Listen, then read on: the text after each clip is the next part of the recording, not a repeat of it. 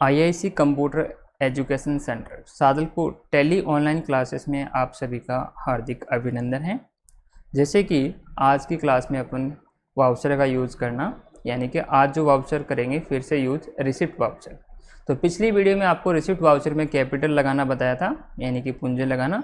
फिर से receipt voucher का यूज़ करेंगे। रिसिप्ट वाउचर में और क्या कुछ दिखा सकते हैं, कंपनी में जितनी भी इनकम होती है, जो भी रिसिप्ट होता है, तो रिसिप्ट वाउचर में उसकी एंट्री की जाती है।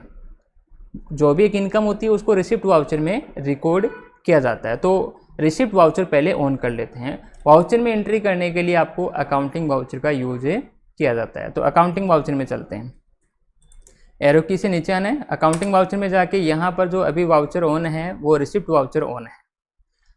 अगर रिसिप्ट वाउचर ऑन नहीं मिलता तो रिसिप्ट वाउचर की शॉर्टकट की होती है F6, तो जो कि अभी ऑन है। यह है डबल एंट्री मोड। इसमें CR और DR, तो आपको क्या करना है, सिंगल एंट्री मोड पर काम करना है। तो सिंगल एंट्री मोड पर काम करना हो या डबल एंट्री, इसके कुछ रूल्स है वो आपको पता होना चाहिए। तो मैं अभी आपको जैसे इनकम की जो एंट्री पहले बता रहा हूँ वो बता रहा हूँ सिंगल एंट्री मोड पर। तो सिंगल एंट्री मोड ओपन करने के लिए F12 F12 बटन दबाना है और इसमें सेकंड जो ऑप्शन है उसको वो यस करना है। तो यस कर लेंगे तो एंटर बटन दबाते हुए इसको बाहर आना है इस लिस्ट से, या फिर डायरेक्ट कंट्रोल ए से बाहर आ सकते हैं। तो ये आ गया सिंगल एंट्री मोड।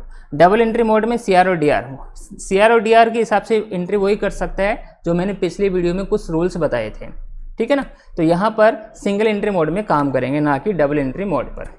तो रिसिप्ट वाउचर में और क्या कुछ दिखा सकते हैं कि जो भी एक रिसिप्ट होती है, जैसे अपने कंपनी में जो भी इनकम होती है, अभी इनकम दो प्रकार की होती है, डायरेक्ट इनकम और इनडायरेक्ट इनकम। जो भी कंपनी में इनकम होगी वो रिसिप्ट वाउचर में ही दिखाना होता है।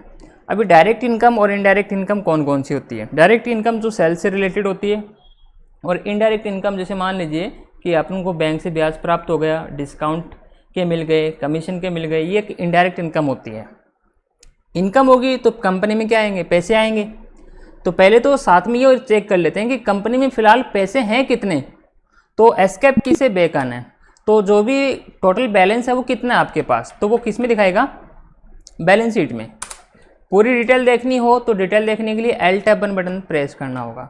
तो यहाँ पर आपको कैश एंड एंड शो करेगा कि कंपनी में फ़िलहाल कितने रुपए हैं। तो कंपनी में फ़िलहाल कितने रुपए हैं, 9,50,000 रुपये। तो ऐसे अपन इसमें आके चेक कर सकते हो कि इतने रुपए अभी कंपनी में हैं। लेकिन जब इनकम होगी तो कैश एंड क्या होगा, इंक्रीज होता जाएगा। जैसे जैसे इनकम होती जाएगी कंपनी में, वैसे वैसे कैश एंड क्या होता जाएगा, बढ़ता जाएगा। बैक चलते हैं। अब बैक आने के बाद में वापस आपको अकाउंटिंग वाउचर में जाके F6, अकाउंट में क्या लिखना है, अकाउंट में कैश।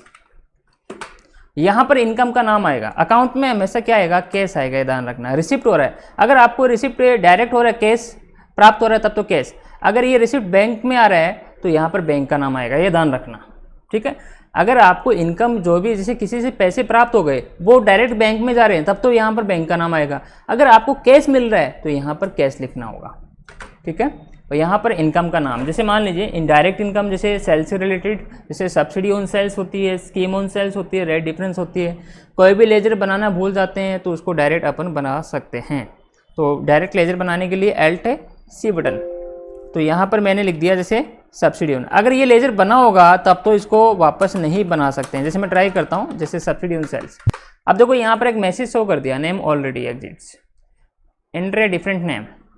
यानी कि कहने का मतलब यही है सिंपल सा कि टैली के अंदर अपन एक लेजर एक बार बना सकते हैं, उसको डुप्लीकेट लेजर नहीं बना सकते हैं। अगर ये बना रखा है तो बैक चलते हैं।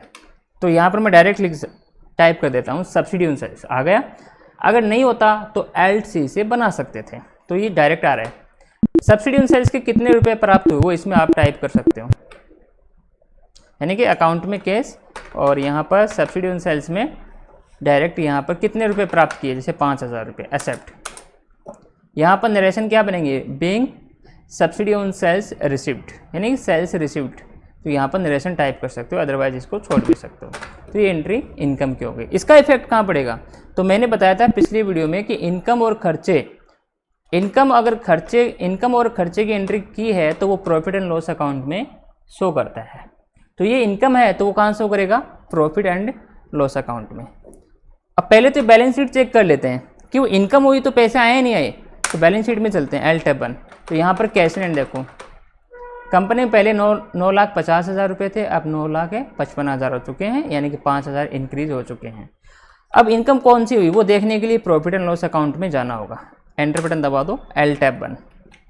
यहाँ पर चेक करते हैं, इसमें दो साइड होती है, लेफ्ट साइड डेबिट साइड होती है और राइट साइड क्रेडिट साइड होती है। डेबिट में हमेशा खर्चे मिलेंगे, ये ध्यान रखना होगा।